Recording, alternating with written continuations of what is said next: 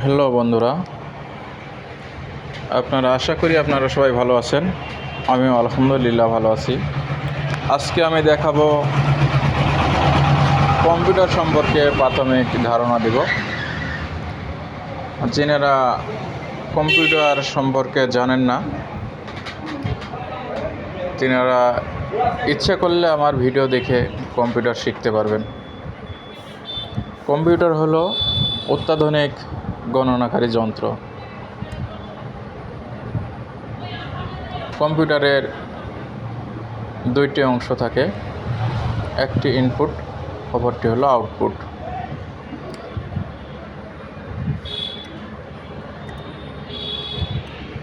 এটা হলো পিসি বলা হয়,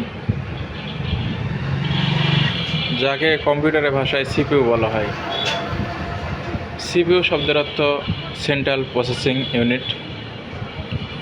এটা সিপিইউর পাওয়ার বাটন। পাওয়ার বাটন চালু করলে, বৈদ্যুতিক সংযোগ দেওয়ার পরে পাওয়ার বাটনে চাপ দিলে কম্পিউটার আপনি চালু হয়। কম্পিউটারের কয়েকটি অংশ মিলাই একটি কম্পিউটার। এটা হলো মনিটর, এটা হলো মাউস, আর এটা হলো কিবোর্ড। কম্পিউটার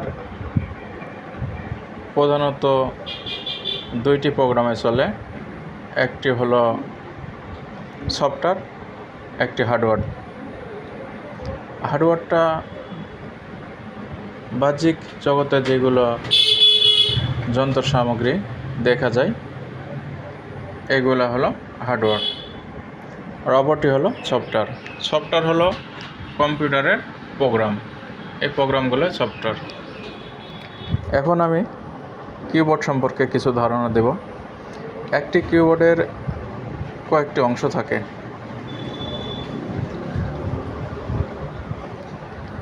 তার মধ্যে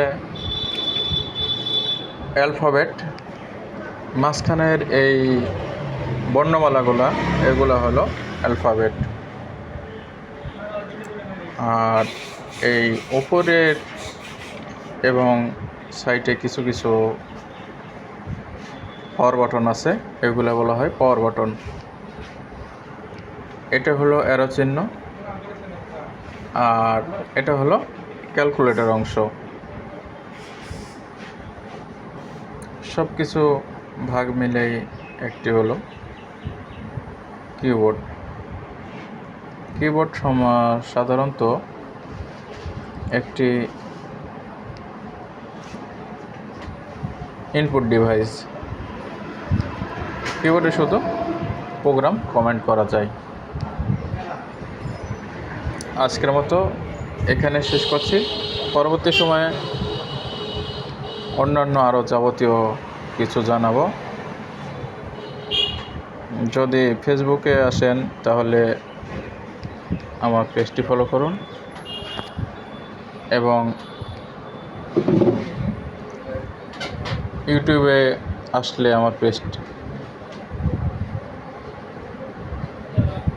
আমার চ্যানেলটি সাবস্ক্রাইব করুন। সাথে থাকার জন্য ধন্যবাদ।